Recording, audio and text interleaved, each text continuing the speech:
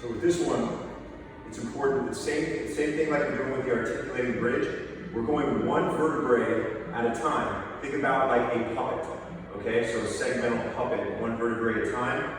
So we're starting big, open chest, chin up, and then we're gonna, from the neck, roll the shoulders along with it. Breathe out, one vertebrae at a time. And on the up part, this is important. Bend the knees and initiate with the glutes. One vertebrae at a time. Back to up, and then repeat.